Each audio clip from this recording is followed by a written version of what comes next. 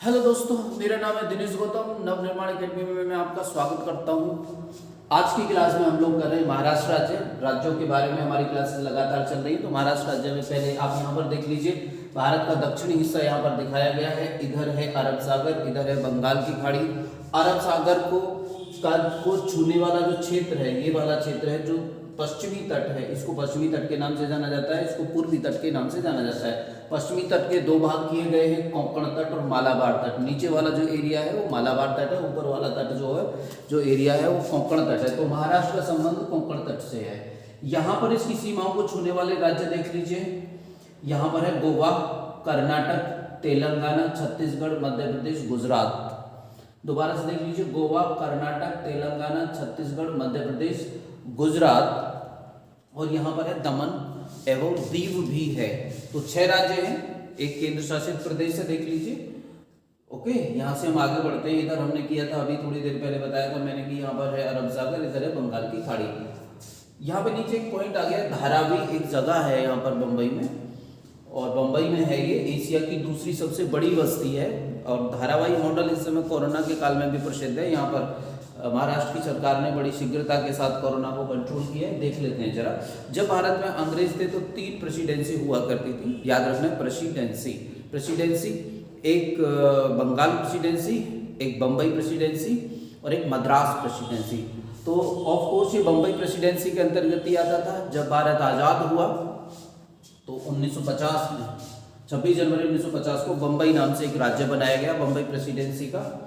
1960 में बम्बई प्रेसिडेंसी के स्थान पर, बम्बई राज्य के स्थान पर 2 नए राज्य बना दिए गए, महाराष्ट्र और गुजरात। बड़ा इंपॉर्टेंट प्रश्न पेपर में आता है, महाराष्ट्र कब बना, गुजरात कब बना। तो महाराष्ट्र एक नए राज्य की तरह महाराष्ट्र अस्तित्व में आया 1960 में, और गुजरात भी 1960 में ही अस्तित्व में आया। नदी देख लीजिए, यहाँ पर गोदावरी, भीमा और कृष्णा 2 नदी हैं। 3 नदी हैं जो बड़ी प्रसिद्ध हैं। देखिए, गोदावरी नदी के बारे में जान लीजिए। गोदावरी नदी जो है ये महाराष्ट्र में त्र्यंबकेश्वर नामक स्थान से निकलती है। एक और बात याद रखना है, गोदावरी को लेकर आजकल बड़ा विवाद चल रहा है, क्योंकि गोदावरी जो है उसका जल धीरे धीरे कम होता चला जा रहा है। उसकी वजह ये है, जहाँ के पे जो त्र्यंबकेश्वर स्थान है वहाँ पर खनन का काम चल रहा है, वहाँ पर बस्तियाँ बसाई जा रही हैं। लंबे समय से विवाद चला हुआ है, कुछ लोग इसको बचाने के लिए लगे हुए हैं। हाल ही में आपको याद, ऐसे प्रश्न पूछ ले जाते हैं, गोदावरी क्यों पूछा जाना चाहिए। गोदावरी इस समय विवाद का विषय है,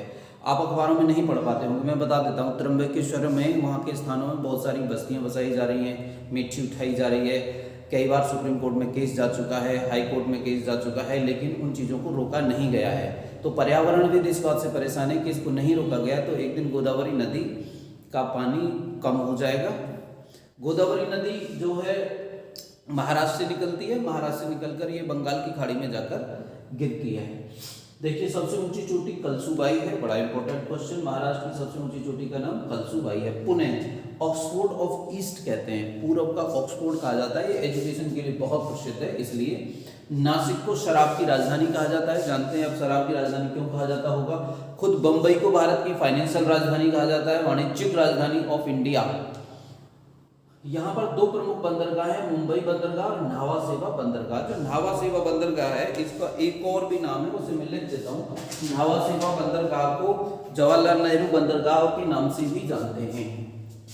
लिख देता हूँ, आप लिख लेना, जवाहरलाल नेहरू बंदरगाह के नाम से भी जानते हैं। ये भारत का सबसे ज्यादा नवीनतम बंदरगाह है, महाराष्ट्र में ही है, बंबई के पास है। यहाँ का जो नृत्य है महाराष्ट्र का, वो है लवनी और तमाशा, 2 नृत्य हैं।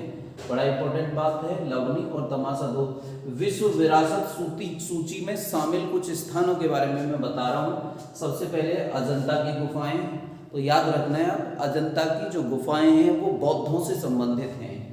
अजंता की गुफाएं 8 सालों में बनी, धीरे धीरे करके बहुत सारे राजाओं ने इसमें काम किया। 8 साल गलत हो गया, 800 सालों में बनी। यहाँ पर 29 गुफाएं हैं अजंता की, ऐसे प्रश्न पेपरों में आ जाते हैं। एलोरा की गुफा, एलोरा की गुफा जैन धर्म, बौद्ध धर्म और हिंदू धर्म तीनों से संबंधित है। याद रखना, अजंता की गुफा बौद्ध धर्म से संबंधित है और एलोरा की गुफा जैन धर्म, बौद्ध धर्म तथा हिंदू धर्म तीनों से संबंधित है। यहाँ पर है एलिफेंटा की गुफाएं। एलिफेंटा की गुफा के बारे में एक बात जान लेना है, महाराष्ट्र में ही एलिफेंटा नाम से एक द्वीप है, उस पर एलिफेंटा की गुफाएं हैं और ये जो गुफाएं हैं लॉर्ड शिव जी से संबंधित हैं।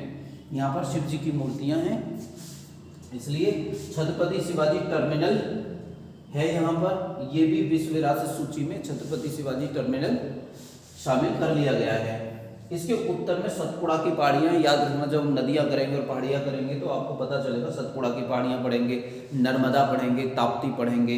नर्मदा ताप्ती से सतपुड़ा की पहाड़ियों का सीधा से संबंध है। यहाँ पर जो विधानमंडल है एक सदनीय है, विधानमंडल में 2 सदन होते हैं, विधानसभा और विधान परिषद, लेकिन यहाँ पर केवल एक ही सदन है जिसका नाम है विधानसभा, यहाँ पे विधान परिषद नहीं है। यहाँ पर विधानसभा की 288 सीटें हैं।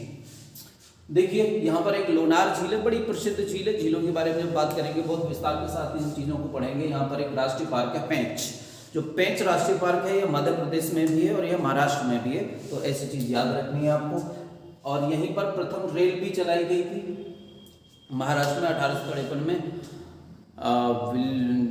डलहौजी के समय में बम्बई से ठाणे के बीच सबसे पहली रेल चलाई गई थी। धारावी मैंने बता ही दिया। यहाँ से बड़ी इम्पोर्टेंट पर्सनैलिटीज जुड़ी हैं जो कि महाराष्ट्र से हुए।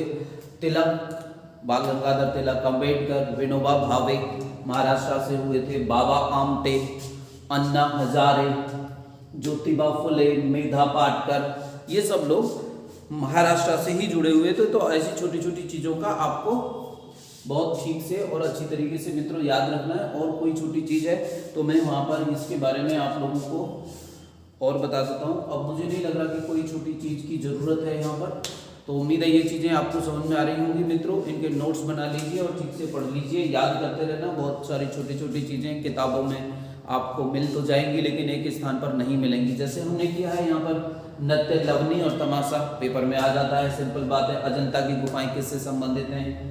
एलोरा की गुफाएं 3 धर्मों से संबंधित हैं। एलिफेंटा की गुफाएं, एलिफेंटा द्वीप है, वहाँ पर जो है भगवान शिव को संबंधित हैं। सतपुड़ा की पहाड़ियों के बारे में बाद में करेंगे। शराब की राजधानी ऑक्सफोर्ड ऑफ द ईस्ट, सबसे ऊंची चोटी कलसुबाई, बड़ा प्रसिद्ध है, आता रहता है। गोदावरी के बारे में बताया, कृष्णा नदी के बारे में कुछ नहीं बताया क्योंकि इसे नदियों के बारे में ही करेंगे। इन नदियों याद रखना है आपको, गोदावरी जो नदी है ये गिरती है बंगाल की खाड़ी में।